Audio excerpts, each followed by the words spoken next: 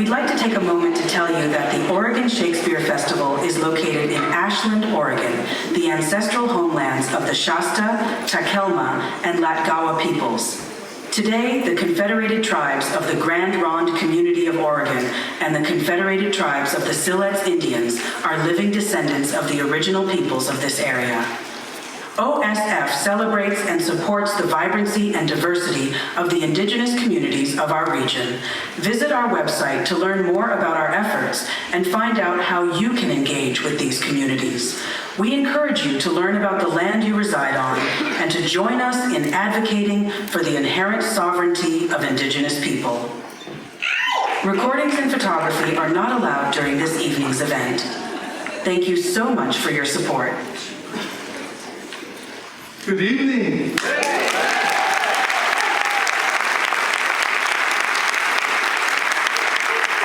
Welcome to the Angus Bowmer Theater and to an evening with John A. Powell. My name is Tim Bond, and as Artistic Director of Oregon Shakespeare Festival and a longtime Ashland resident, I am really so thankful to see so many of you out here tonight to participate in this important community event.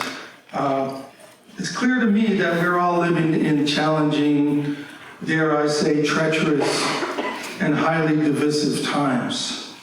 And I'm grateful to see so many of you gathered here in the spirit of collaboration and cooperation. As Thich Nhat Hanh has said, together we are one. In the face of enormous uncertainty, we've been surprised over and over again by the capacity of the human imagination. Take the example of Oregon Shakespeare Festival's origins. One would never have considered back in the midst of the Great Depression that Angus Bowmer's inspiration to hold performances of Shakespeare in the remnants of the old Chautauqua Tabernacle, which is now the Elizabethan Theater, that it would have led to what OSF has become today. Here we are, 90 years later, in a theater named for Angus Bowmer, on the set of the current production of Julius Caesar, performed by an all-female and non-binary cast.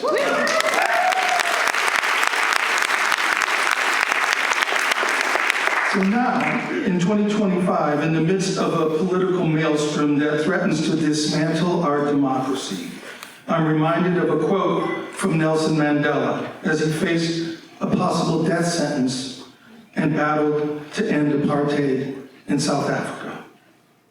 I have cherished the ideal of a democratic and free society in which persons live together in harmony and with equal opportunities. The human imagination, combined with great courage and profound resilience, can move mountains. It seems very fitting to me that we're here tonight in a theater, which is the sacred public space designed to bring people together across all backgrounds, to share stories that illuminate our collective humanity, promote possibilities of reconciliation, build compassion, amplify voices of our American mosaic, and engender hope, even in our darkest times. Theater is, after all, an act of democracy.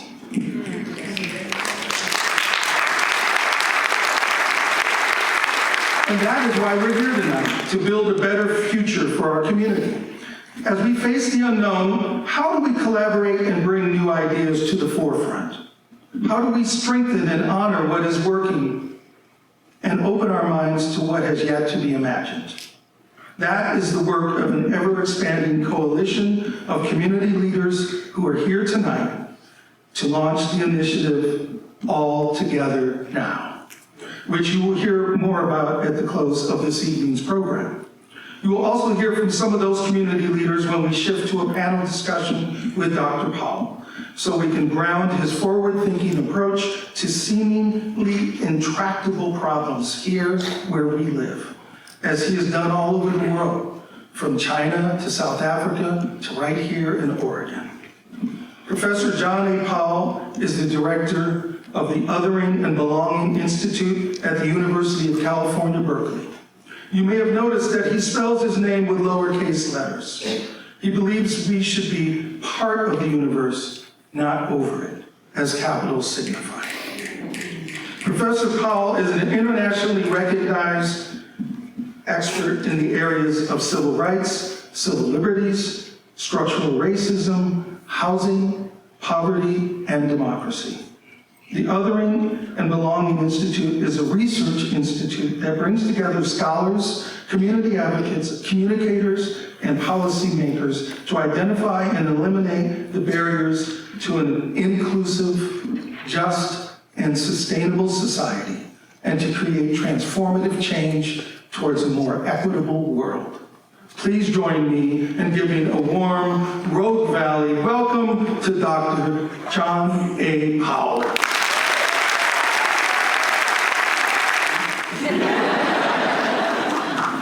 Thank you, Tim. Thank all of you. I have a lot of slides. I mean, I get them all. That's not the point. But the message is actually quite simple. There's a lot going on. There's a lot of uncertainty. On the one hand, you could say, you ask the question, understandably, what should we do in this space? We don't even know what the space is. But that, while an important question, is not the most profound question. The real question is, who will we be? And who is the we? And all of us are the we. And if we embrace that, then whatever we have to do, we'll do. So that's the whole message. So I'll unravel that in the next 30 minutes. So we have problems that we're facing. And some of you will recognize this. We're facing hyper-isolation. Can we move to collaboration? And part of the way this challenge that we're experiencing right now is showing upon us is the problem of othering. I know that's a wonky word, but I think it's right. We sort of know it in its various forms. We talk about racism, sexism, homophobia, xenophobia. We talk about ageism. We talk about all these things, but all these things are expression of othering.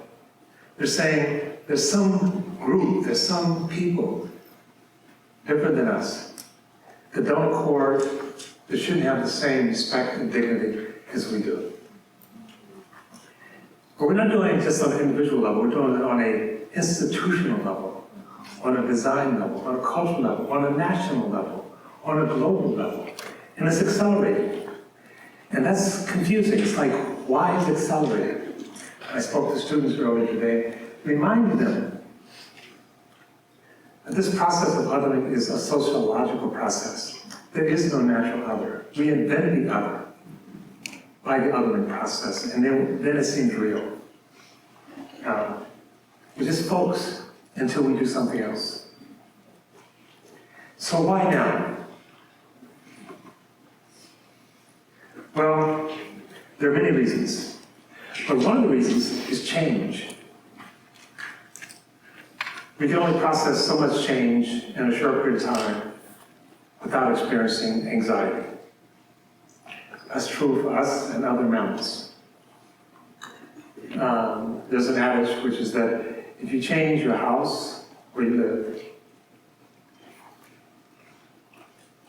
what you do, your employment, assuming you have a house, assuming you have employment,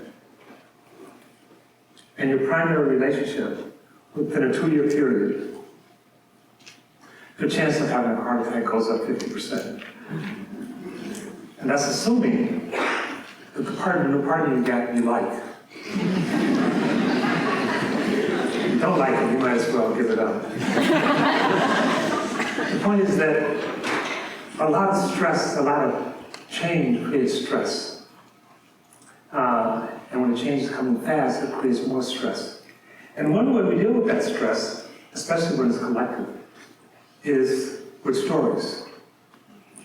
It's not just the change that's the challenge, it's what does it mean? That's really the big question. What does it mean? And we get meaning from stories. And we look to certain leaders, and they could be formal leaders or informal leaders. They could be ministers, preachers, imams. They could be our mother or father. They could be our teacher.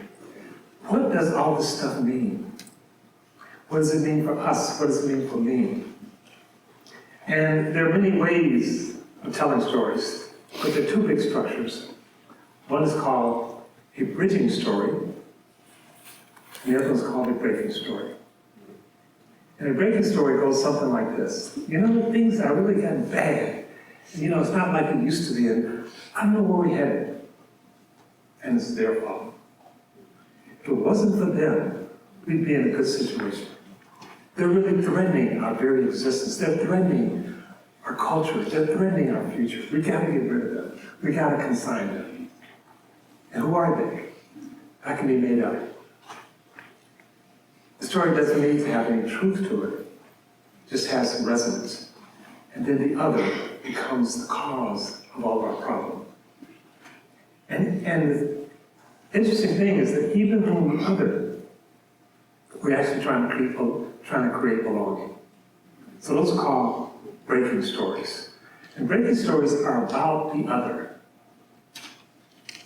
And the other in a very unfavorable position. Then there are bridging stories. Yeah, the world is changing. I don't know what it means. I don't know what's coming. And I don't know if it's all good. And part of that change, we have a number listed up there, you can add to the list, it's the demographic change. Life really has changed. You can actually go to London now and get good food.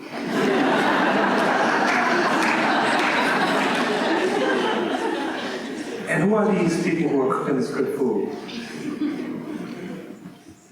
They are we. And we don't just sort of talk about them, we talk to them.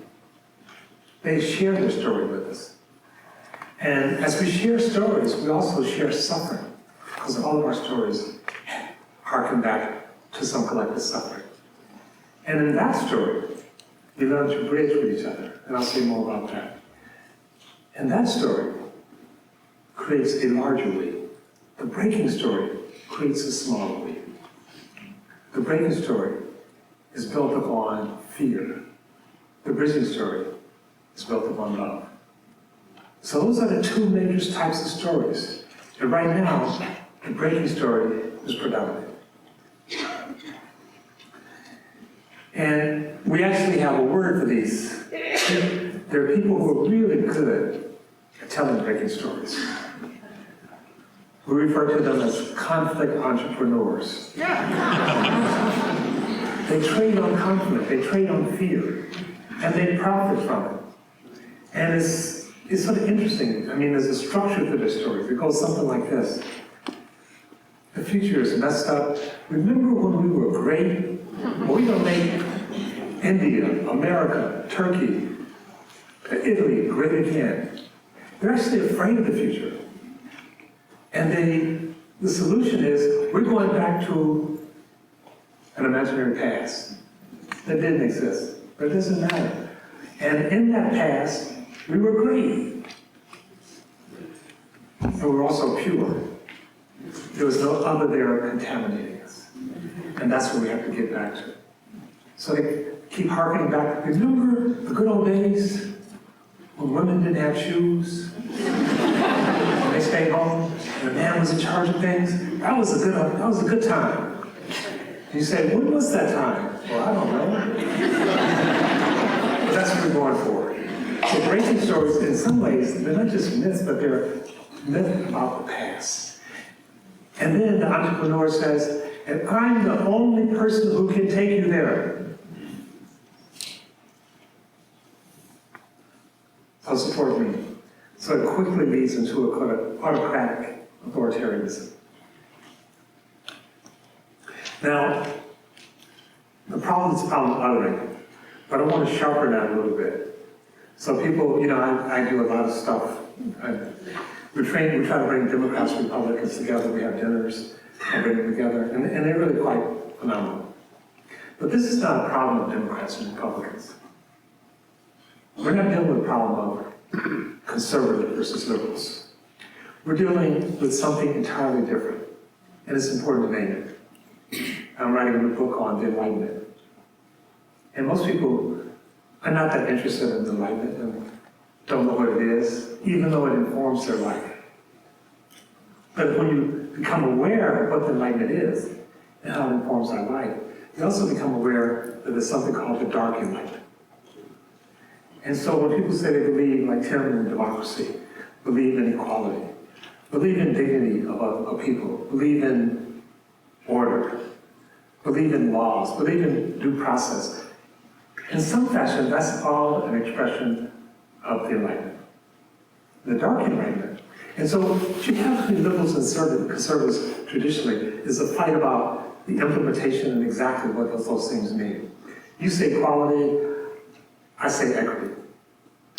You say equal opportunity, I say equal results. We go back and forth. Which one of us is actually being true to the concept of equality? But we both embrace the notion of equality.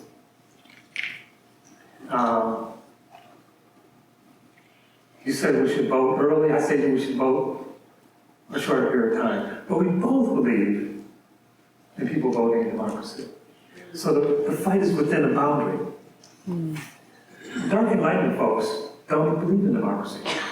Peter Thiel says democracy and freedom are antithetical, and democracy has to yield. So he's not trying to figure out how to fix democracy. He's trying to figure out how to get rid of it. I teach at Berkeley, these bright students, and we spend a lot of time looking at how a lot of people in the Dark Enlightenment say, basically, we believe in hierarchy. We believe that certain groups should dominate.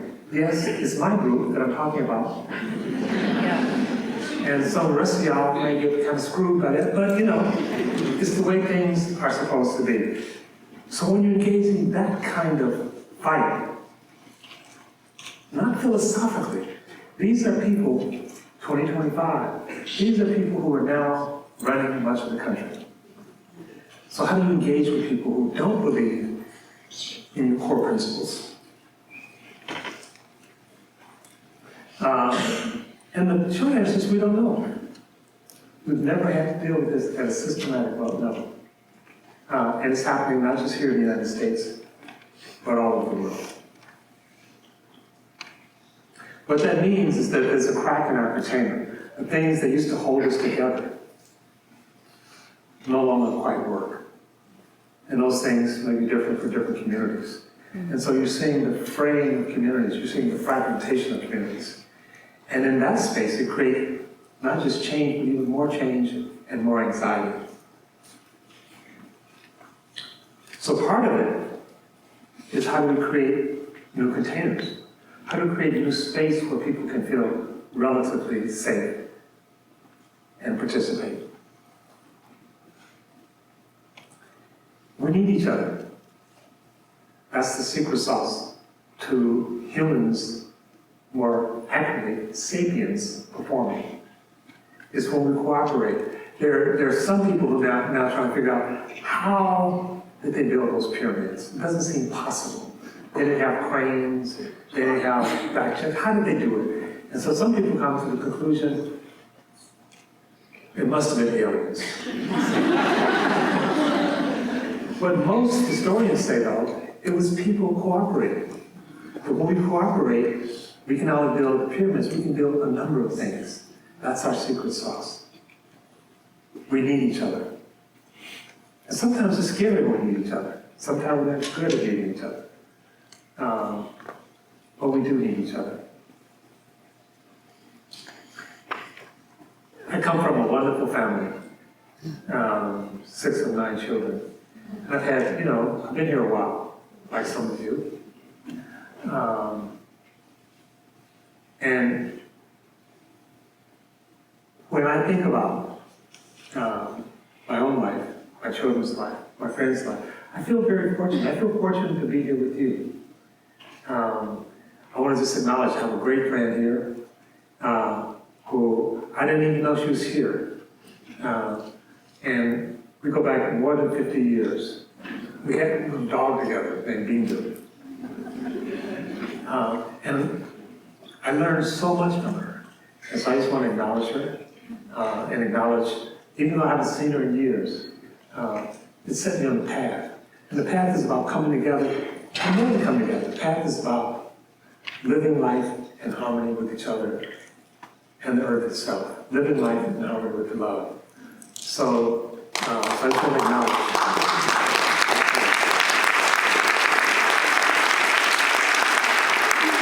I apologize for being out of touch for 10 years. But, so this is about belonging. And I have a book, I have a couple of books. I'm going to do some signing afterwards. One of the books is called Belonging Without Othering. Belonging Without Othering. Now, when you go back and look at the great religions, the great nation states, the great city states, all of them, the great philosophies, all of them grapple with the issue of belonging. Christianity, Islam, Buddhism, Hinduism, all of them grapple with the notion of belonging. But they created belonging for some and created othering for others. So if you're in the group, it's like, you're pretty cool. What about those people who are not in the group? Oh, those sinners over there, they're going to hell. Right? You're pretty cool. What about those people over there who are not Muslim? We call them infidels. We have a name for them. We are here learning about Shakespeare, learning about Western civilization. What about the people who aren't part of Western civilization? What do you mean, the barbarians? They're not civilized. So what we've done over and over and over and over again is create a belonging for some, and at the same time create those who are outside of that as the other. And the challenge that we have in the 21st century, the challenge that we must face, is belonging without othering. Who is the other? There's no other. So that's the challenge, and that's what the book is about. Belonging is not the same as inclusion. Inclusion is where you invite somebody into your thing. It's still your thing. They may be a guest, but it's your thing. And I'll just say, I'm going to give a party, and I do occasionally, and all of you invited, you get down to the Bay Area. But I have to tell you something, I'm not as young as I used to be. So the party will end at 8 o'clock. And I grew up in Detroit, which means a lot of Motown. Some of y'all might not like Motown. Oh yeah, bring it. And I'm vegetarian, but I still have to tell. Some of you not. Don't you have some meat somewhere? Not unless it's alive. No. The point is, I hope you have a good time, but this is my party. And you say, well, you know what, John? I don't think we'll go to your party. Then you could say, okay, Heidi, let's have a party. It'd be our party. And you like Motown, but I like, something else. I like classical music. You don't want to end at 9, 8. Could we at least go to 9? Hear some of my fans system. Now it's our party. That's belonging. Belonging is about co-creation. You're not just joining something. You're not saying, come and join us at Ashland. It's like, come and help us co-create the next Ashland. It's not my thing. It's not your thing. It's our thing. So that's what belonging is. And that's what we're doing.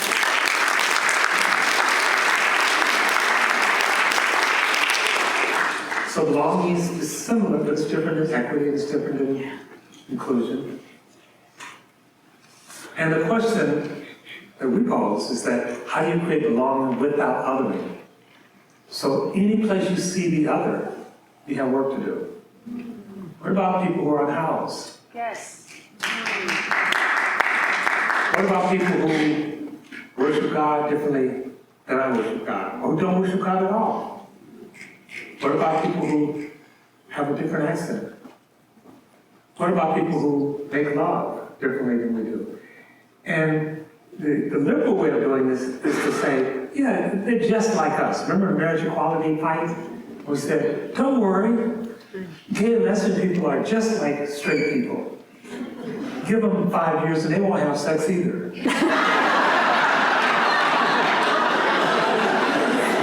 Maybe you're right, maybe you're wrong.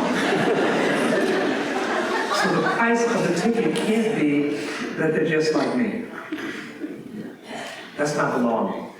That's assimilation. So how do we co-own and co-create the world together? And you're doing a lot of this already. You talk about your vital conditions for health.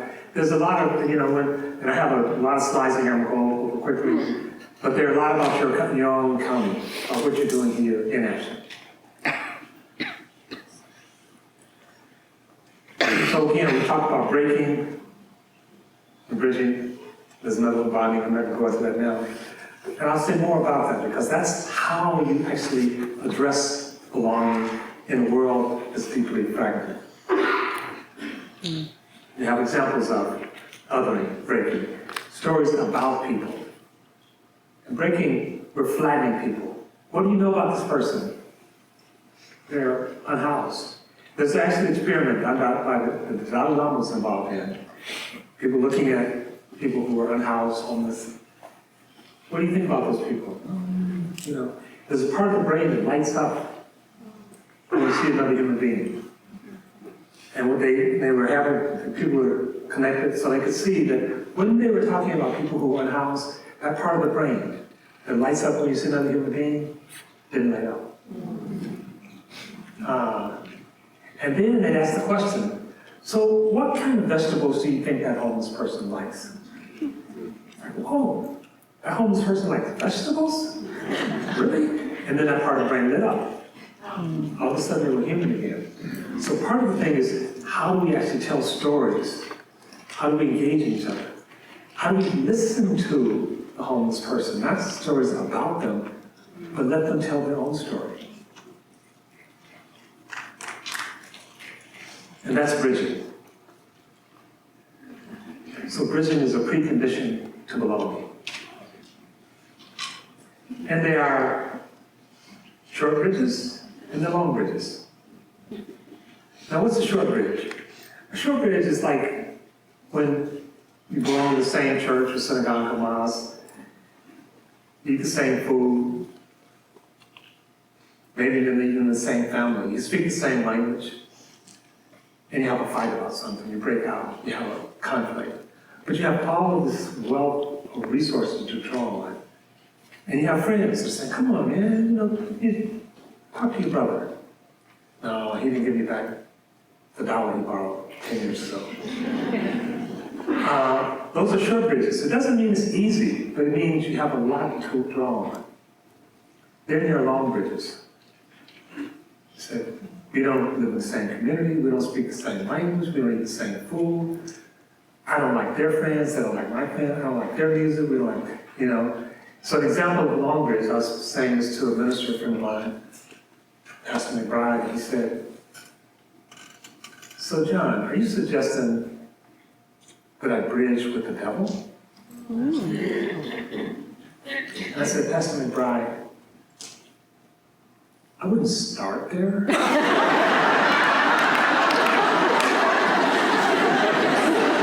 That's a long bridge. So when people say, the students ask today, how do you come together with someone who hates you, someone who thinks because, who doesn't like your race, don't start with the most difficult. Start with something that's doable. And it may still be hard. And after you get, bridging is a practice. And after you get better at it, like I say, if you've been sitting on a couch for 6 months, watching television, playing on the computer, your new iPhone, And you decide, okay, I'm getting up and I'm gonna run a marathon. I say, well, start by just taking a walk around the block. And then maybe go around the block twice. And maybe in 3 months you can run 5 miles. If you go out right away, try to run 13 miles, you're gonna hurt yourself. The same is true of bridging. So start off, but start, get off the couch. But don't try to do the most difficult things. So start with the short bridge. And then there's bridging that's between groups, not just individuals. I met with strategy people this morning, and we talked about when you're bridging between groups, there's sometimes a price to pay. I'm going to talk to a group that my group has decided is the other. So why are you talking to them? And sometimes my group might push me out because they see me consorting with the other group. So bridging at a group level is not the same as group bridging at an individual level. You need different skills, you need different containers. And we talked about this also this morning. When you create a container, it's not to create a safe space. You may have seen the circle. The comfort, like I say, you don't go to the gym to take a nap. You're going to have to work out, but not to hurt yourself. So you're stretching yourself. You're challenging yourself. But so you're not there to take a nap, but neither are you there to destroy your muscles. So you don't want to be in a panic zone, but neither do you want to be in a completely safe zone. You want to be in that middle circle, where you're being challenged, but it's also safe enough. You know you're not going to get beat up. So how do you actually create that middle zone? So here are some things that are going on in Medford. And then I said Medford, I mean Medford and Ashland. So when I said Medford, you can think, yeah, he's still talking about us. In the Bay Area, you're all the same. No, I'm just... You have a history. We all have a history.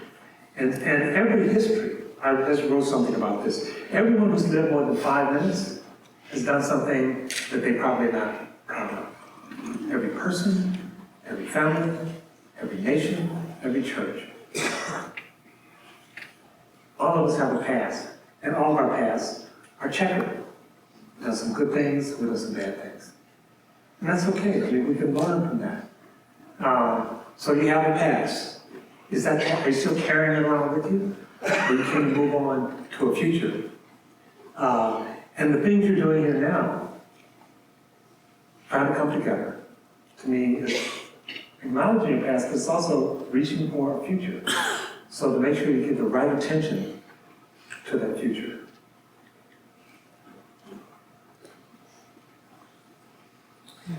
Here's another example. Be deliberate. So some communities will come together, you say we have something, people will come. Some will not come. So there may be a whole bunch of reasons. Go out and talk to them, where they are. Not waiting for them to come to you where you are. Who's missing? Who is the other in your story, in your imagination, in your practice? How do you make sure they are also involved and they feel like it's their party too? And of course, we want to relate to nature. We belong with nature. Human come from the word humus, which means us of the earth. So when we are really healthy, we are in our relation, we are in a proper relationship with nature. Even as we talk about being guardians of nature, to me, that's still a split. We think of nature over here and we're over here. No, we are part of nature. A good friend of mine just died, Robert Alexander. And he was an urban gardener. In the service, his daughter, we actually consulted with her as part of the community. He had his body composted. And at the memorial, we gave trees being supported by his composted body, keeping the cycle going. We are of the earth. He's returning to the earth, reminding us of that. There's some risk in terms of bridging. I actually mentioned one already. So you might try to bridge with someone and say, no, I'm not interested in talking. You can't make someone bridge. And sometimes you're not in the space to bridge. I talked to people in Palestine. They were saying, what do you do if when bombs are dropping? So you go to area shelter. It's not a time to try to bridge. And I have a hat which I brought. It says bridger. I think of myself as a bridger. That's how I want to show up in the world. It doesn't mean I'll always do it. And sometimes I don't do it. There are certain things that people can do. And one of the things you have to think about is what are the guardrails you need in order to sit down and bridge. One that I use often is violence. So I'll come and talk to your group. You don't have to agree with me, but we have to agree no violence. And there are some groups who said, I'm not agreeing to that. I said, I'm not coming to your thing. You know, but I thought you were a bridger. I'm a bridger, I'm not a fool. So you have to decide what works for you. And power can matter. And that's why we have unions. Unions are, to sit on top of the boss by yourself. That power imbalance can sometimes distort the capacity to bridge. And you may know the story of felony reenfranchisement in Florida. You had a liberal African American, a conservative white, who came together and they went around Florida. But at a time when people didn't think it could pass. Florida's a red state, punitive state. And in order to win, you need to get, I think, 60% of the vote, 60% to win. I think they got 66% of the votes. They won. And what they did, they appealed to people, not as conservatives, not as liberals, not as whites, not as blacks, but as people. And they did it together. It's a really powerful example of bridging. And I'll make these slides available. There's a podcast we've been talking about this process of going around Florida and doing this. So I've talked a lot about stories. I'm going to spend the next couple of slides talking about stories. Stories are important. We live in stories. Stories is what give us meaning. And when I say stories, I mean a lot of things that you may not think of as stories. So, Harari, in his book, Sapien, he says, religion is a story.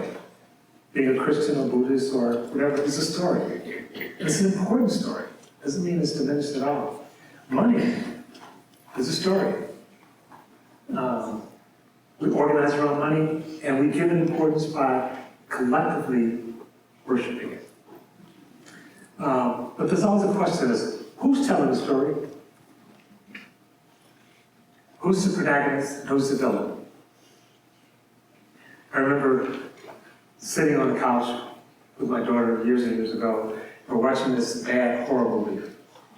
And there's a monster at the stairwell going down to the basement. And the monster's about to come out, and this young blonde girl came downstairs. My daughter went cringing. And I said, ain't nothing gonna happen to that girl. And the doorbell rang. Ding. Here comes a Latino delivering pizza. And so the girl goes back upstairs. I go get my money, I'll be right back. Goes upstairs. The monster comes out and eats the pizza guy. And the monster leaves. The girl comes down. Where's the guy? And my daughter said, oh, so you've seen this movie before? I said, as a matter of speaking, many, many times. So literally, when I was a kid growing up, there were never black people in movies, and if they did, they lasted just long enough to feed the monster. They never got to the end of the movie. So who's telling the story? Who's the villain? Who's the hero? And who's the audience? So think about that. Who's telling the story? And Bartley says, Every person thinks this burden is the heaviest. So I know my story. I know the burden of being a black man in America. I know the burden of my family coming from the South being sharecroppers. I know the burden of uncles being chased out of town. I know the burden of lynching. But I don't know the burden of some of your stories. And sometimes in not knowing, we also privilege our own stories. So do I know the Native American story? Do I know the trans story? Do I know the Palestinian story? Do I know the Israeli story? So we have to make sure that we're not just privileging our story, that we're bringing in all of these stories. The stories is the way we make meaning. So part of it is we engage in collective sense-making, collective meaning-making, which is what we call culture, which is what we call art. So how do we do that to make sure that everybody's story is part of the story, that it's our story? And who is the audience? Who is the audience? And in a fractured world filled with anxiety, the audience is, are you ready? Drum roll. The lizard.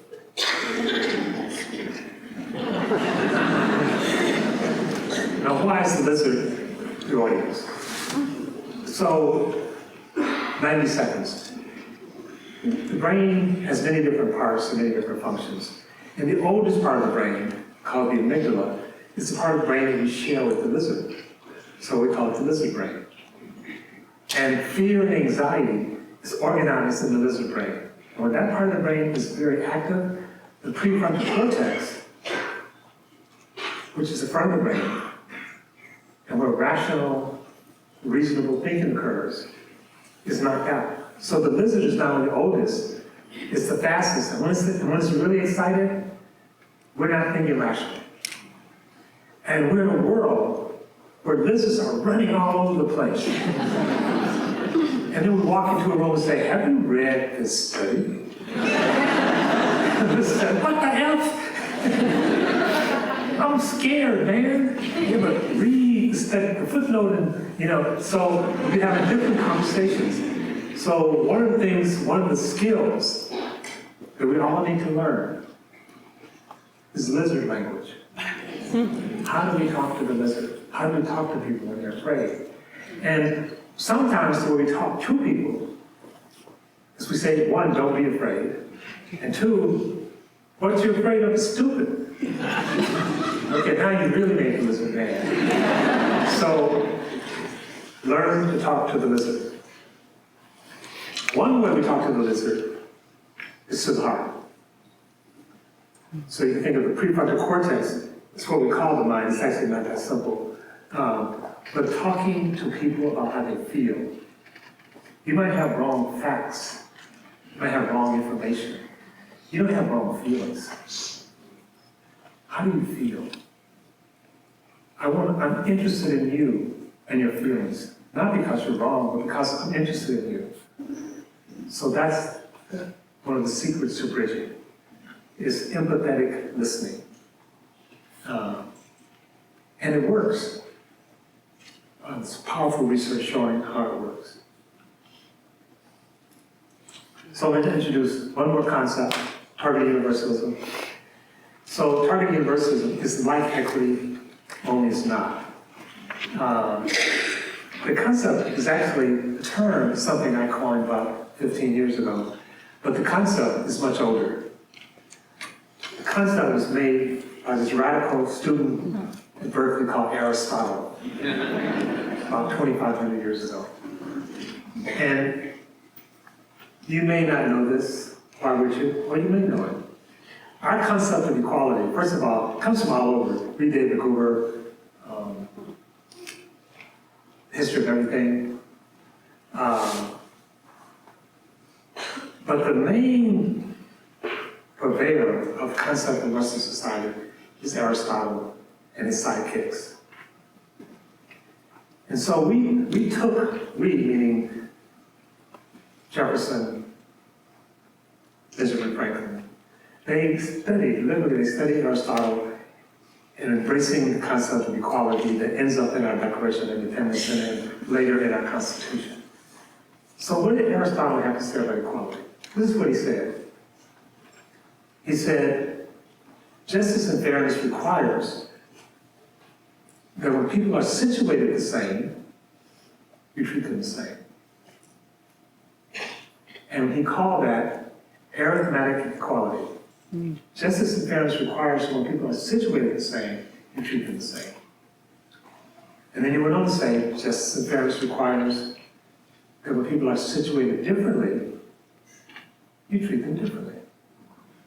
He called that geometric equality. He said that a healthy society has a proper measure of both. So when people say, I treat everybody the same, I said, well, obviously you're not a student of Aristotle. You're probably not too bright.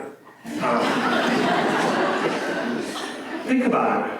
I have 3 kids to do, and I come home and one of them has a cut on their thigh. Another one has strep throat. So I take a Band-Aid and I go to the person with strep throat and I say, I'm putting a Band-Aid on you.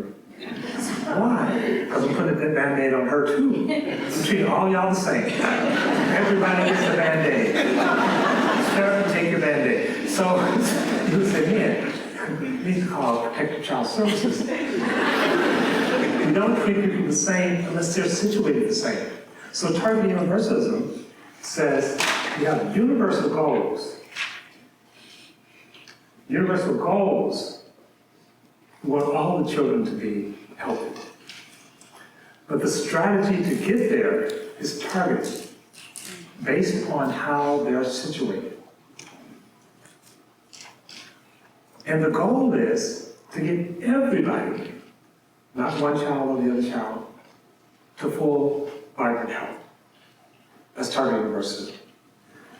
So it's different than equity because the way we practice equity, we say we're going to focus on the most marginal population and try to lift them up. Great. But there are many marginal populations and everybody needs to be lifted up. But they're not situated the same. So the intervention will be different for different populations. But the goal is to get everyone to that universal. And target universalism is not just a programmatic strategy, it's also a communication strategy.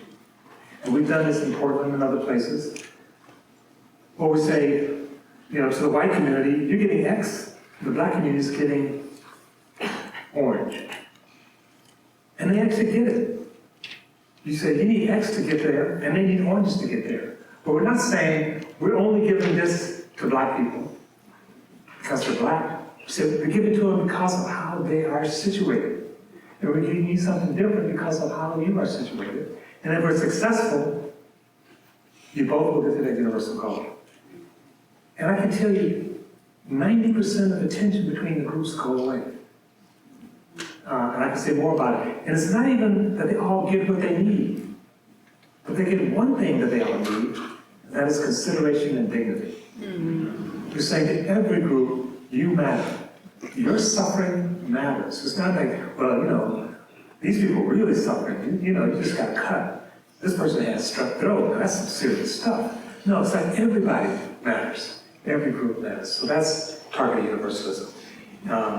And so Aristotle didn't call it target universalism because I hadn't invented the word yet. That's what he was thinking. And so you say, the universal goal in this is for everybody to see the game. So you give everyone a box to stand on. Well, first of all, a person in a wheelchair can't use a box at all. The tall guy doesn't need the box to see the game. And the middle person needs 2 boxes. So you're treating them differently, not because they're different, but because in order for them to get to that universal, you have to have a particular strategy. So we want belonging without other. We want to turn our me and my stories into we stories. And so the long arc is to make a world where everyone belongs and no one's other. And we've made those reaches before. Think about the UN Declaration of Human Rights, 1948. We just had a war where, 100+ million people were killed, 6 million Jews, and then Eleanor Roosevelt says, we're going to declare that every human life counts.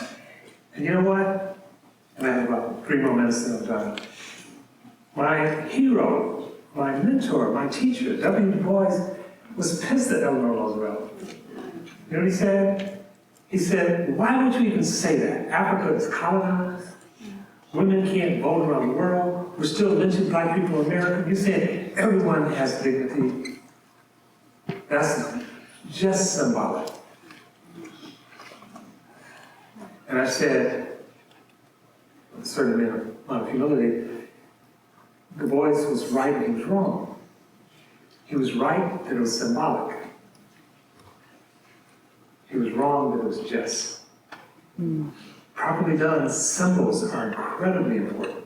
And today we have literally thousands of laws and rules and norms around the Declaration of Human Rights. We're not there. But it becomes a regulative ideal. It tells us how to move. And you may, if you haven't already figured it out, my father was a Christian minister. Some of you may consider yourself Christians.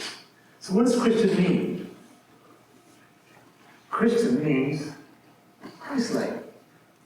So which of you, all of you who are really Christ-like, stand up? No, just joking. Right? It's a regulative ideal. It's saying, this is what I'm trying to move my life toward. I'm trying to move my life toward recognizing human dignity in everyone. I'm trying to move the world to a place where everyone belongs and no one is other. So it addressed, Dr. Richardson, you asked me earlier, how do you deal with this backlash? It addressed part of the backlash. Part of the critique on equity is that you're picking one group over the other. There's a kernel of truth in that, and it's exaggerated, and the confident entrepreneurs aren't interested in truth, they use it as a political ploy. But when you go out and talk to people, you should be able to say, why is that group getting this and not that?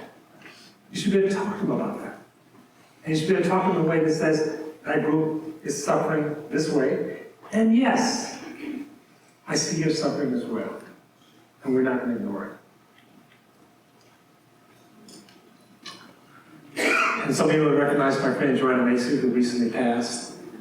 And she talked about, so I like this because it ties her and Malcolm X together. That if, when we change the I in we, in illness, it becomes wellness. So the sickness that we suffer from is the fact that we are not together. That we're not together. If we can fix that, all the other things can be fixed. And we do that not just interpersonally, we do it in terms of structures. Structures matter. And I'm rushing through this because I think I'm probably out of time. Someone asked earlier, how do you measure belonging? The good news is we know how to measure belonging. We'll continue to iterate, we'll continue to get better at it, but we can do it already. And we're working with some of the folks here, so if you're interested in that, we can make that available. This is all information about Ashland and the Medford area. All it's really saying is, y'all got some work to do.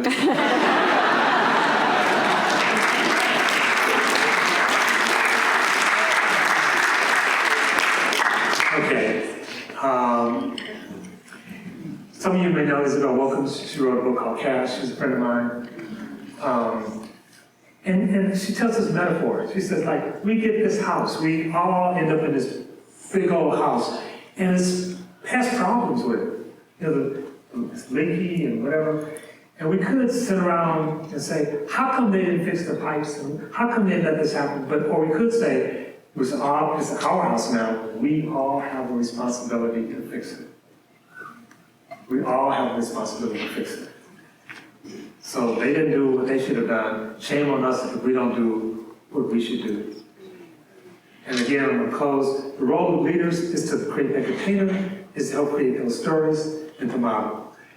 is not to actually remove barriers, it's to create new structures, to co-create new structures where everybody's a part of it. And we tell stories. Let's tell more complex stories where people can be complicated beings. Yes, I'm a black man, but I'm not just a black man. I'm an old black man. Balding hair, and I too like vegetables. So how do we tell complex stories? And the books are outside, and I'll be signing them later. I think that's it. So thank you. Thank you, Julie, for your work.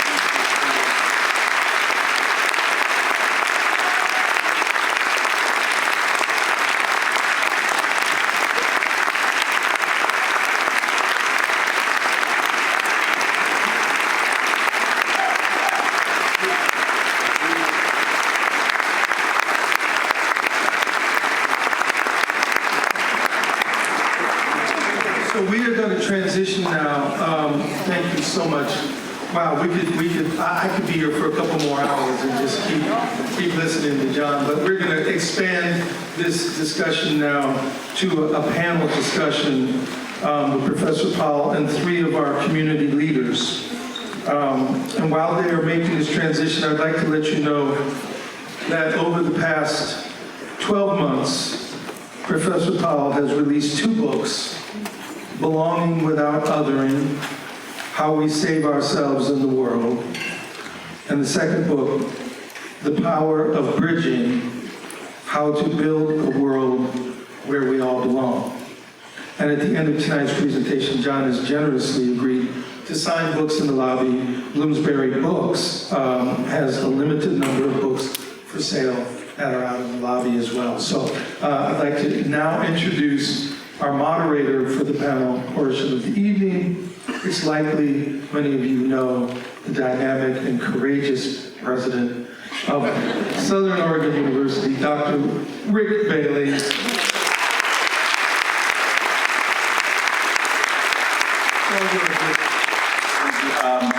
So it's an incredible honor. Thank you all so much for being here tonight. And let's just say it's an honor to have Professor Powell with us. Thank you so much for sharing your wisdom with us. Yes, thank you.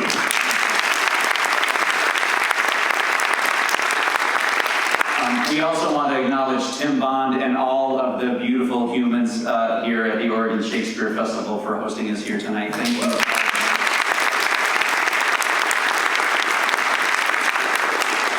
These ideals of bridging and belonging, they resonate so strongly, especially now, in the times in which we find ourselves.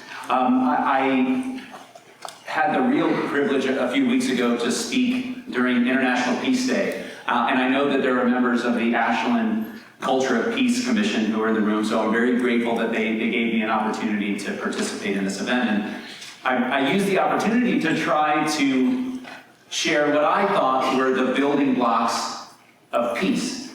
And I probably fumbled through it, but I said that, you know, it's not about our propensity to agree, and it's certainly not our propensity to be the same. When we think of unity, when we think of union, it is not about us being the same. It's just the opposite. It's about our willingness, our capacity to engage in discourse across our differences.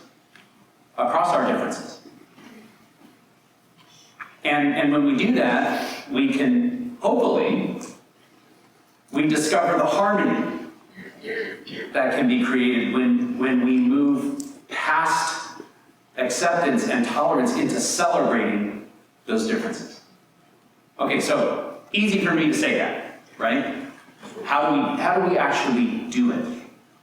And I think that's where Professor Powell's words are so important. We have to think about how we translate that strategy into action. And so it's in that spirit that we come together with this amazing panel. So joining Professor Powell, let me introduce some real superstars who you all know. Dee Anne Everson from the United Way of Jackson County.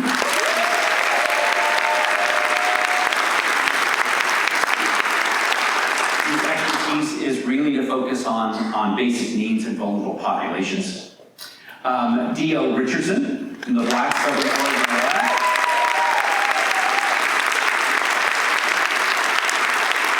Whose expertise really focuses on local youth and education. And Marko Bey from the Lomakatsi Restoration Project.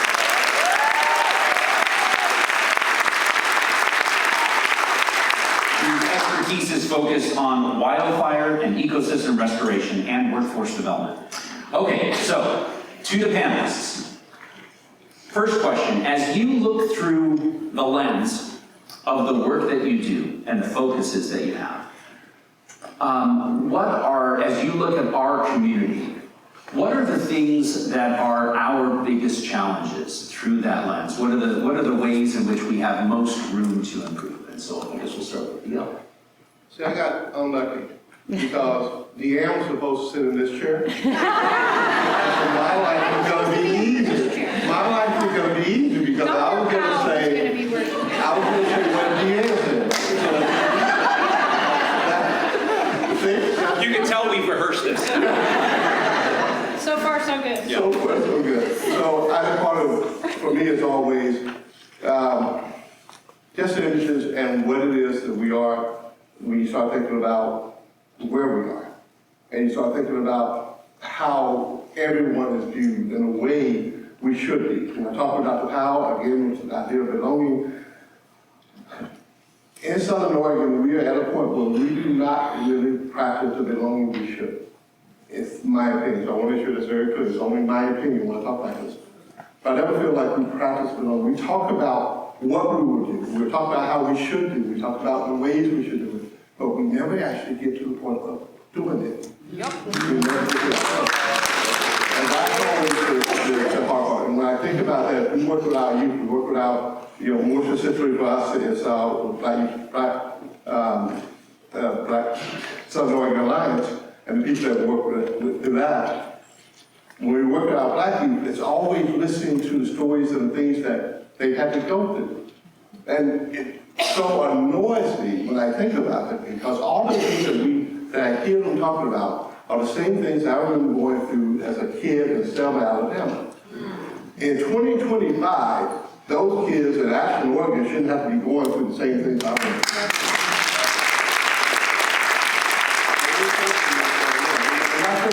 Phoenix County, in Medford, in Grants Pass, all of what we call the valley. That's the important things when we look at it. And I want to make sure that we're at a point where, at some point now, hopefully with this coming together and the work that Ashland Together is doing, that the work that we do in our organization, the work that Sabrina Perhone and Vance does, and Dave, the work that Carl Thomas does with Project U Plus, the work that SOU itself does, that somehow we get to this point where this is no longer necessary because we move forward. But we haven't moved there yet, and that's what I'm concerned about. Well said. Which means I wish I had traded chairs. So, not surprisingly, I care the most about the most fragile among us. And there are far too many. And it includes little kids and old people, which I'm one of. So it's just true. And there are older people even than me, which I also care a great deal about. But I live in a town that I care deeply about that has an exclusion zone and is about to adopt another one. That is not belonging to me. I've made my point clear about that, but I care a lot about that. And I don't know how, I feel like we're losing quite a bit of our humanity. And seeing people and having that light come on.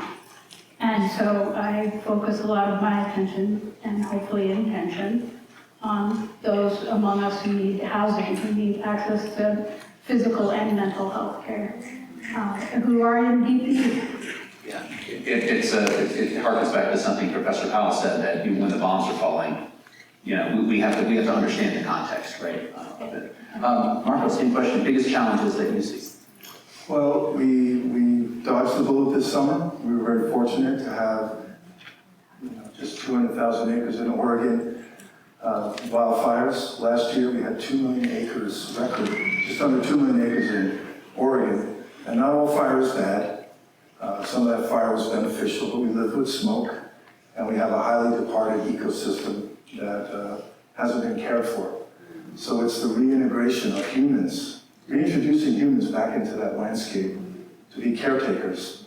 And the biggest challenge is we live in a fire-adapted system in Southern Oregon and the West, and how do we have that peace and that tranquility with fire? How do we understand fire as a positive element? So it's changing the consciousness of all the things that we care about up and above this beautiful town of Ashland, our drinking water, that supplies us with our livelihoods, supplies us with ecosystem services. So changing that equity with the landscape. And we have an example that is time immemorial, tribal management of these lands for thousands of years. A great example that we can integrate into a town like Ashland. But our challenges are also our solutions. They also provide opportunities, and we have some great examples of that. So how do we integrate people in place and make peace with our environment and learn to live with fire? Yeah, that's wonderful. Thank you, Marko. I love the way you put it. There was, yeah.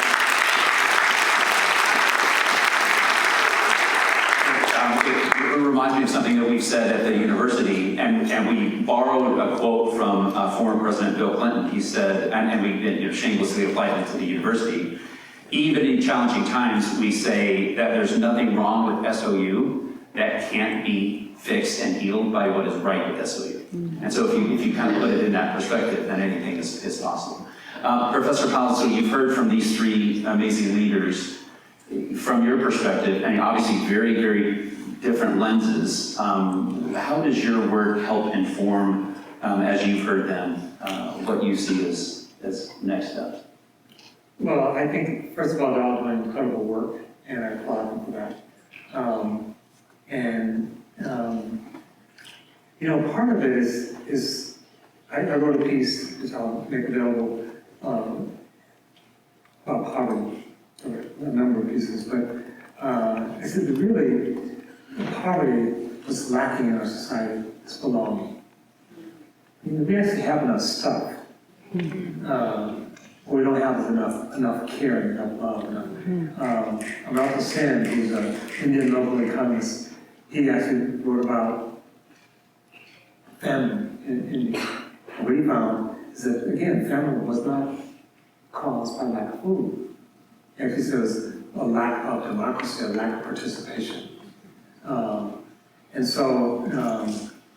I think part of the way you fix that, I mean, this theme goes across, is listening, including listening to the earth. We don't hear the earth, we don't hear, listen. If you notice when people are really angry with each other, they're yelling. What's interesting, they're like this close. It's like, why are you yelling at me? You can spit on me almost, but it's like, because I don't think you hear me, so I'm turning up the decibel. So part of it is how do we actually hear, and then of course, some people's voices don't count. So we make decisions about other people's lives, instead of having them be part of it.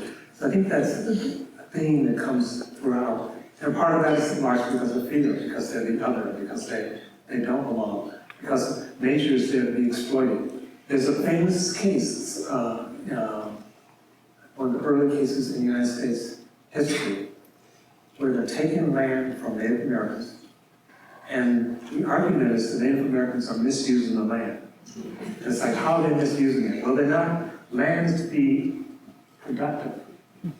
They're using the land, they're letting all this wonderful land sit there, and it's not being produced. We could cut down those trees and mining it, and all the stuff we could take from the land. They literally said that Native Americans were misusing the land because they were not exploiting it. So it's a very different relationship. How do we change that relationship with each other, with the land, with ourselves, so that we can live and peace and love. Beautiful. Well put. Okay, so let's talk about how, as panelists, how your work is starting to reflect bridging and belonging. So in the work that you do, have you started to see examples of this that you can share? So we'll start with Dee Anne. Thanks.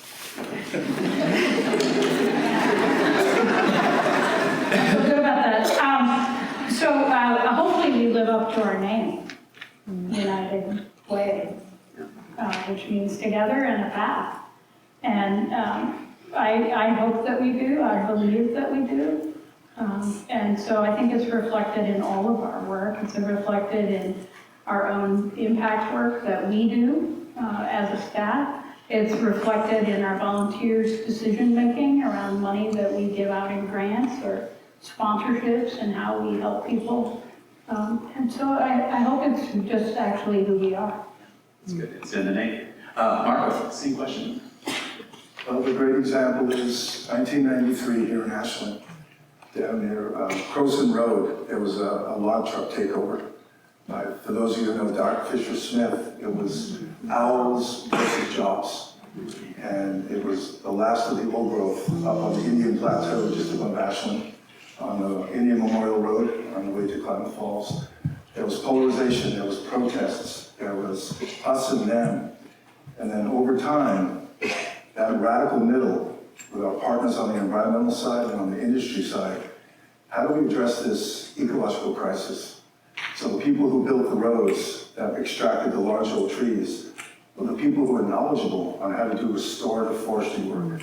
So starting to build those alliances with our friends in Butte Falls and Prospect, very skilled timber operators for what we call ecological forestry, and bringing in Western science, a science-based approach to address the problem. Those zones of agreement that we've developed over the last 30 years, it's been a little bit of a long road. And then our tribal partners bring in indigenous, traditional, ecological knowledge. So all of those coming together, we have a project right here in Ashland that's a national model. Thank you to the leadership of the city of Ashland, the U.S. Forest Service, Nature Conservancy, our organization, and many others, SOU, to show a model that we can bridge the gap, we can find zones of agreement, and we can actually remove logs in an ecological way that restores the forest, that creates biodiversity conservation opportunities. And when we had 1,000 log trucks roll through Ashland after several years of community outreach and engagement, and that education to the community about what we were doing, helicopter operators, log trucks, instead of having a single finger wave, we had a thumbs up. So that was zones of agreement. There's an opportunity, and there's an example right here, and that's expanded throughout the road basin. So one example of bridging, that bridge that we heard about. Some of those were long bridges, some were short, and I'm not saying we're there yet, but we've come a long way. Yeah, beautiful. Thank you.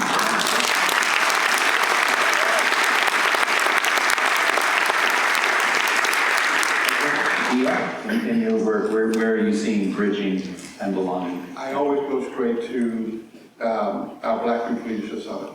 That's one program we do yearly with Marko Bey, my colleague, and I put and all of our programs together. And it's just, thank you, Marko. Yay!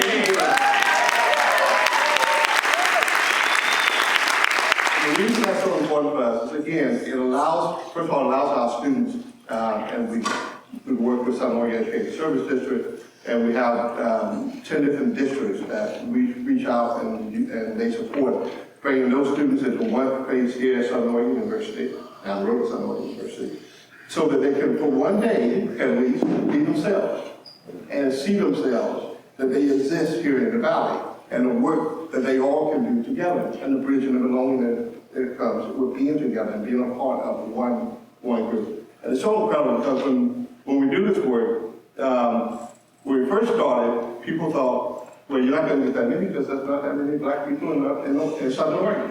That's always the fallback, right? There's not that many. Last year, we have 350 African American students in one place at SOU. And most of you are probably going, that's not 350 Black people in Oregon. If there are 350 students, how many families are there? And this is just, what do we do, 6th through 12th grade. So imagine all the other kids. So they're documented there at least, I want to say it's 1,200 African American students in the 9 different districts. And so when they finally come together and they look at each other and go, I didn't know you were here. I didn't know you even consider yourself identified as African American. All of these things are coming together. And then one of my favorite things, real quick, she says I talk too much. So, she was not.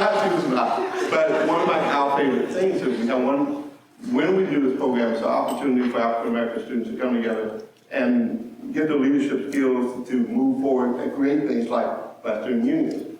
But that is something that we always say, what supports our group supports everybody. What helps gives everybody that opportunity to move forward. I think that is throughout our programs. And one of my favorite examples is that of, I love all of my BSUs. One of my favorites is that of Phoenix Talent. Because Phoenix Talent, I want to say last year they had a total of 30 plus members of BSU, but they were not all African American members. And it's, again, this idea of, it wasn't just inclusion, it was how do we come together to build something? How do we come together to make sure that we uplift our community? And these are kids in middle school and high school that said, hey, we know you adults are doing something, but you're not quite doing enough. And how can we be the part that help you create this place that we will come back to and be a part of? Because we know so many of our students will leave and go to college, and not always the national league, excuse me, but they will leave and come back. We want to make sure they come back, and they come back with a purpose, and they come back with the opportunity to know that they can make a better place, a better life, and a better valley. And so those are the things we move forward on, and we support our students in doing so. Beautiful.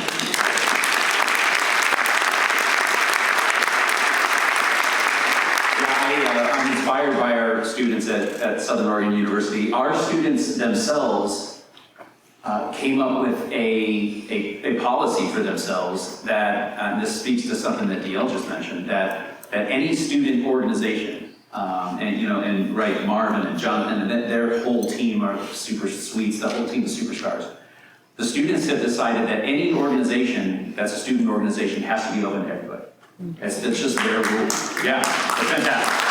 And so as you look at the Black Student Union, as you look at the LSU, as you look at the Native American Student Union, they are diverse organizations, and they celebrate that diversity within the group.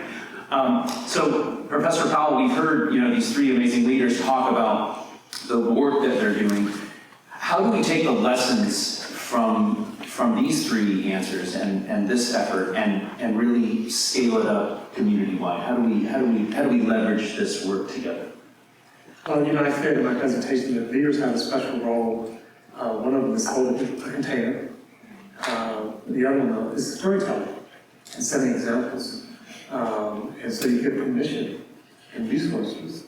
Not just come down, but it's important for leaders to make it clear that this is who you are. So you could become, I'm just saying, a belonging city. And advertise yourself that way. The peace cities say belonging city. That people here and around know that. And it may and may not surprise you that Canada has coined itself as a belonging country. And there are implications from that.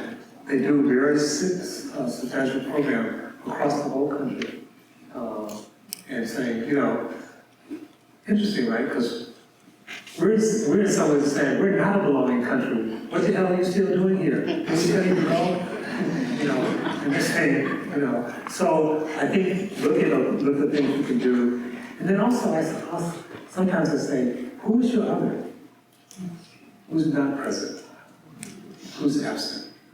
To build a bridge toward those people. We have what we call the Long Bridging Project, which we actually bring communities together who don't normally come together, whether it's rural and urban, whether it's black and white. And we curate it so people feel safe enough. And people love it. Like, why didn't we do this before? So I think you can do things in libraries and museums, obviously the Shakespeare Festival, but billboards, make it, the one thing you don't want to be, I think, one of the things that's most dangerous in this time is silence. Don't be quiet. Speak out.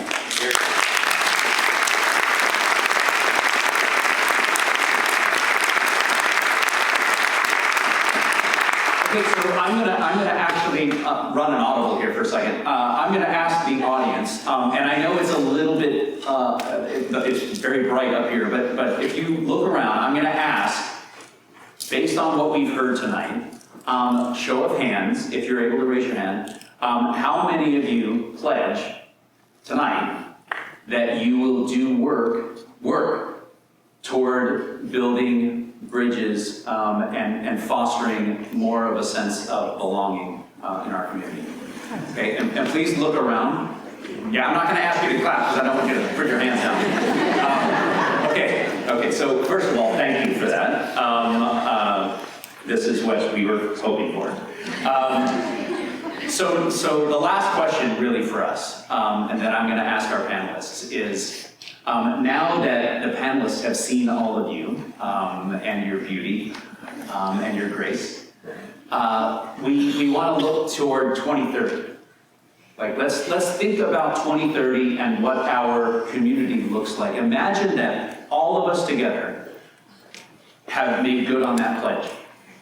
And we've started to do the things that we need to do in order to make this world and our community a better place. So I want to ask our panelists, what does that community look like? So we'll start with Marko. Wow, that's big. Yeah. Fastball. Well, it looks like people connected to each other. It looks like equity with the land and the surrounding communities. So there's Ashland, but we have all these other communities that are around us. Klamath County, even our friends to the south, Siskiyou County, all around that circle that supports this community. Looks like we've created networks, and we've been doing that, each of us in our own way. And we've built those networks to care for each other and for the land.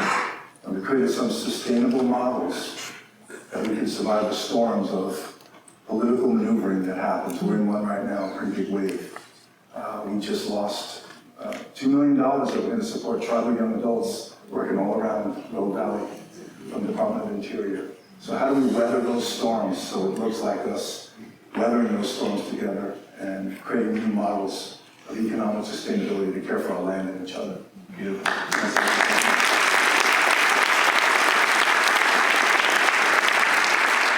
Dee Anne?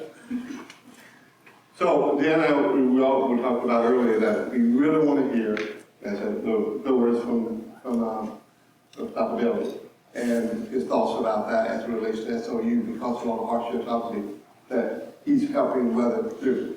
And of course, most of you already know what I think about and what I want and what I'm hoping I see in the future, so I'm not going to bore you. But I do want to say this real quick about Dr. Bailey. Many of you know that we do a program every year, MLK Celebration, which is, we have usually 700 to 800 people to attend that celebration for Ashland and the work that's done.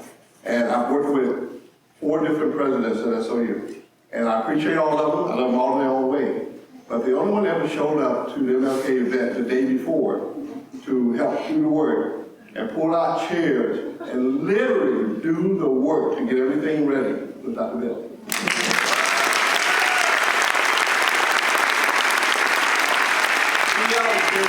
He actually called me and said, "You better show up."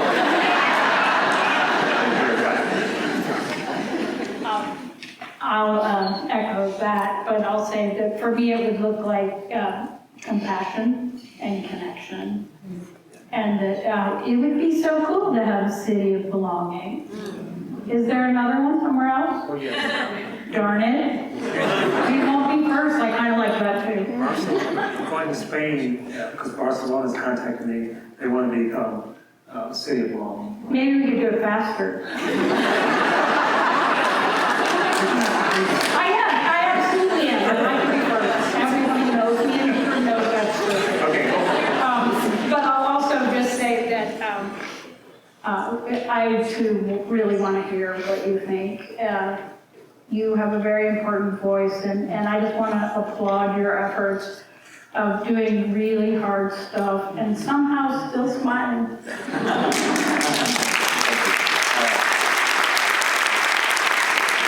So even in the midst of our by the way, thank you, that's very gracious. In the midst of our challenges, I said in an interview the other day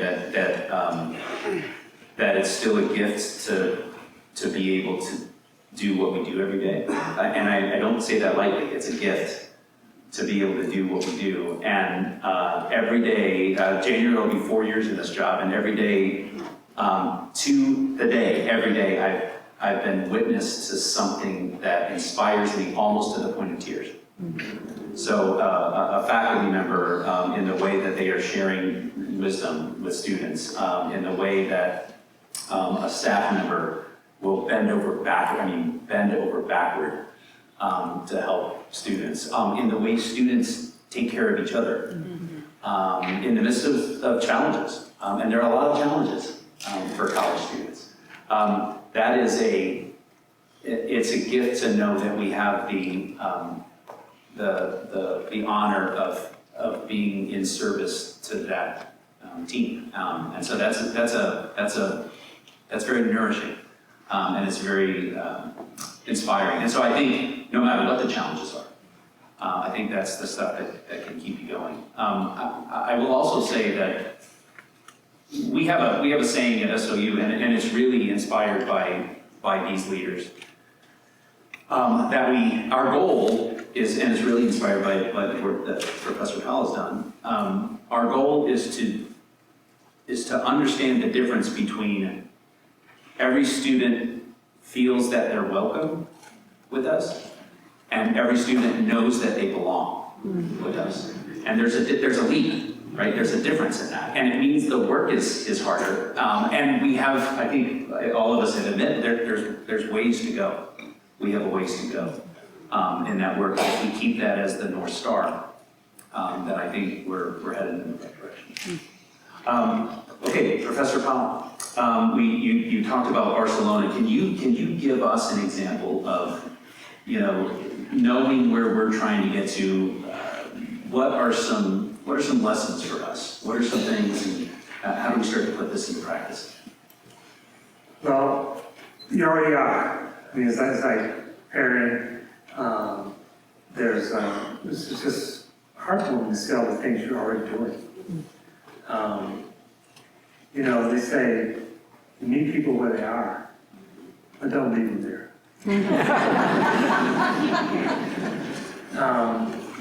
So one thing, again, you could have days or weeks where you just celebrate belonging, where you do examples.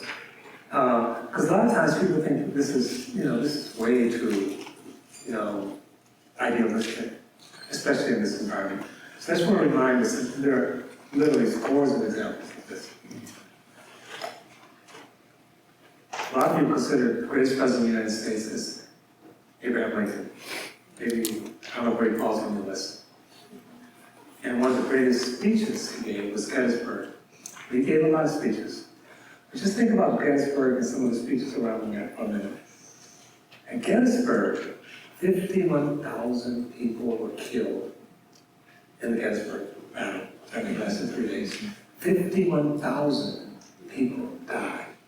More people died in the Civil War than all the other wars combined. Lincoln gives a speech. He comes to Gettysburg, which is soaked with blood, and he gives a profoundly bridging talk.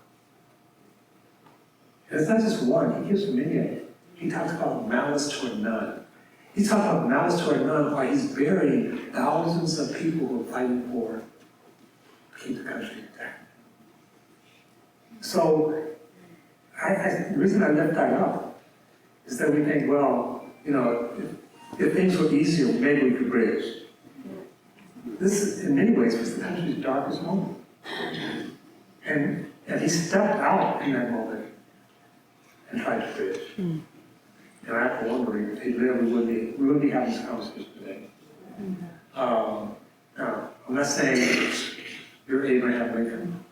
I'm not saying you're not Abraham Lincoln. But how can we step out in the midst of all this and speak out? And a small thing I did, our university, as you probably know, some of you may know,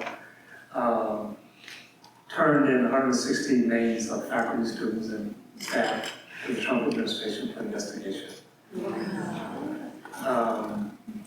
And it's interesting because, I went back and looked at what we did with the McCarthy era. Most schools folded, including Berkeley. Harvard didn't. Michigan did some slow walking. And after it was all over, right, people said, sorry we did that, we screwed up. We learned. And that's partially what gave the free speech movement its legs at Berkeley. Like, we learned we're never going to do that again. And so I wrote that. I said, here we are again. Here we are again, folks. And I tried to do it, and my staff sometimes was not happy with me. They thought I was much too generous. It's like, you should hit them harder, harder. I said, I'm not trying to beat them down. I'm trying to build a bridge. And so I talked about, it is a wonderful university. A lot of wonderful things. And we screwed up. And I know it's tricky, like, the Trump administration is saying, look, we're going to close you down unless you do what we want you to do. It's hard. But what I'm saying is finding space to speak out, to give awards to people who stand up. Nothing is perfect, but I hate to make it so whatever. I'm an educator, so I'm very attuned to that. But again, the Trump administration has a list of things. If you do these 10 things, we will fast track you getting money from the federal government. Keep a list of your students at protests. Make sure you don't have any trans stuff on your school. And you have a list of things, right? You do this, and you will get billions of dollars, right? So Governor Newsom said to the California schools, you signed that agreement with Trump, and the state the next day will cut off billions of dollars.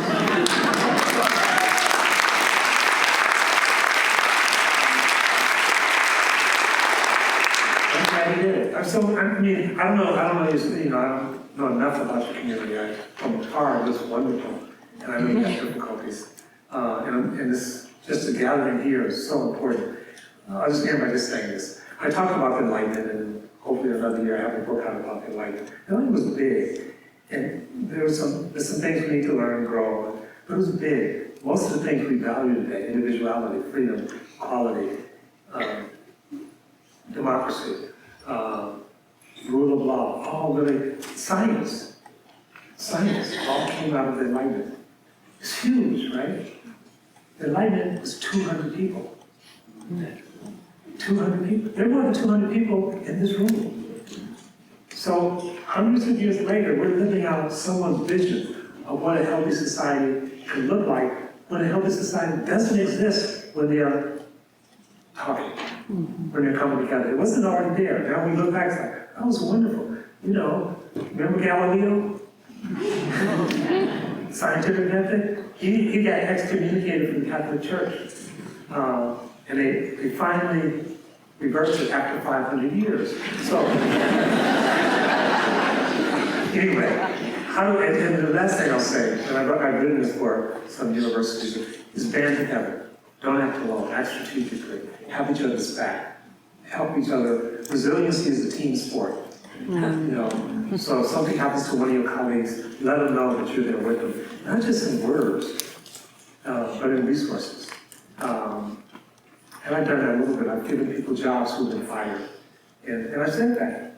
I said, this person really stood up in the community and blah, blah, blah. I said, but now they're unemployed and they have a mortgage to pay. What are we going to do? I'm not a foundation, so I can't do that, but I can hire them.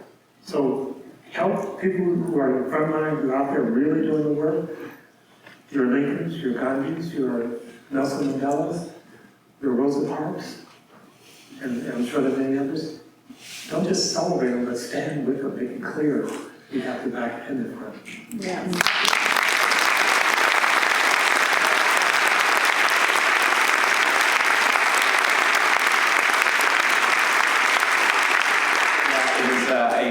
I'm probably going to butcher this, but the Lincoln talked about summoning the better angels of our nature. I think that's also kind of been evident here tonight by the wisdom shared by these amazing leaders. So please help me say a special thank you to Tim, to John, to Dio, to Dee Anne, Marko. Thank you guys so much.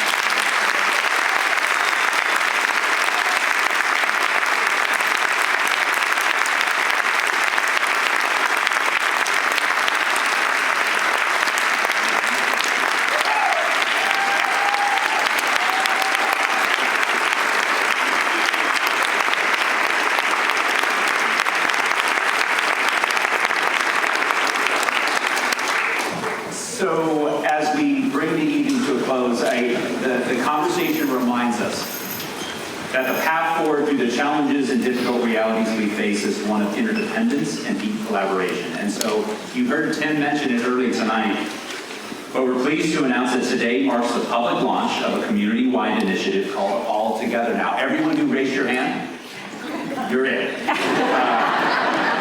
Southern Oregon Success will be the institutional home for the work, and it's been a privilege for me to be involved alongside so many talented leaders. And so we've asked DL and Dee Anne to offer their perspectives on the initiative. Thank you so much for being here. Those of you who raised both hands, I was so inspired by, but that means now you have twice as much work. And I saw many of you before 5 weeks alike, so I know that you did. And I see, yeah, I see you. I saw you both do that. So there's a QR code on your program.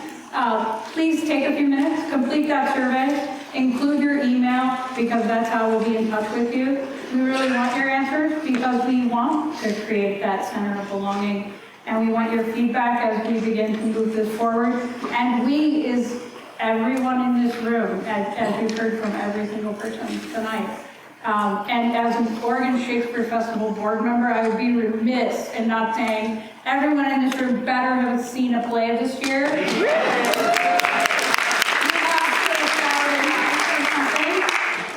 26, yeah. The 26th, buy a ticket and come, because it's important, and it's important to the we culture of what Ashland is.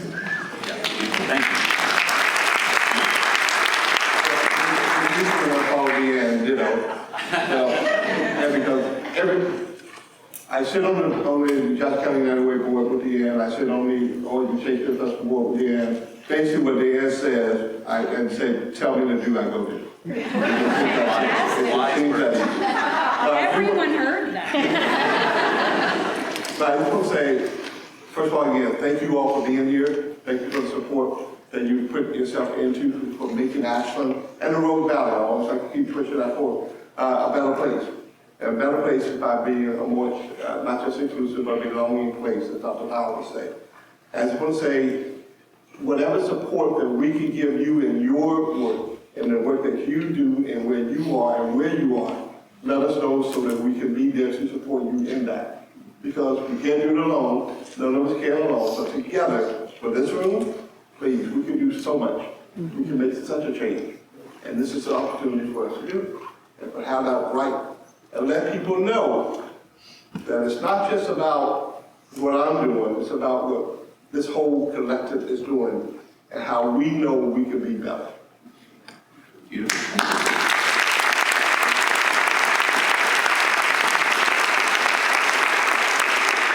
So in a second, we're going to invite you all to continue the conversation with any of our strategy team members in the lobby at the information table. And so I'd just like to take a moment, and I know it might be a little hard to see, but can I ask that everyone who has been a part of the strategy team, would you please stand so that we can recognize you and give our love to you?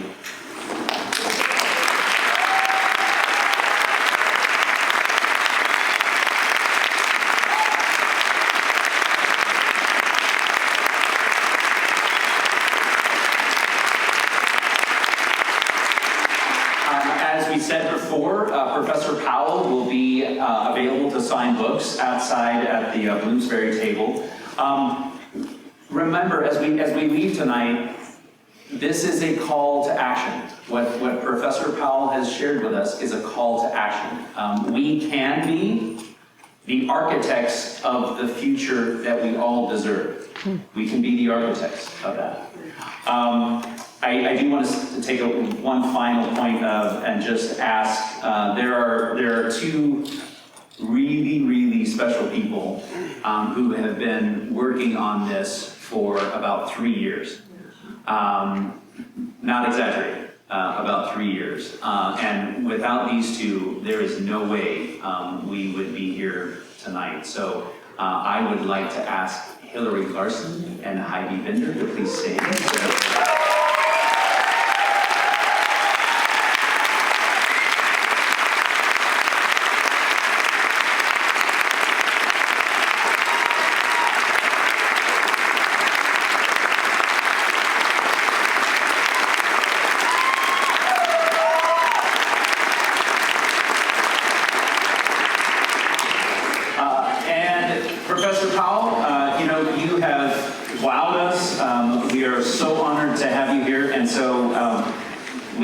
permission, we'd like to give you the last word tonight before we head out. I have a friend, I'm going to New York tomorrow, meet with Ford Foundation, some others, the new president of Ford Foundation.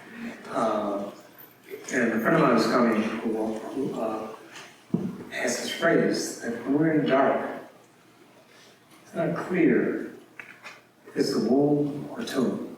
Maybe both. But I feel, a little tired, but really light, and really just so much joy and love. And so I just want to appreciate you for what you've done, what you're doing, but also for what you will do. And if there's any way possible and appropriate, I'm here. I want to be a part of it. So thank you.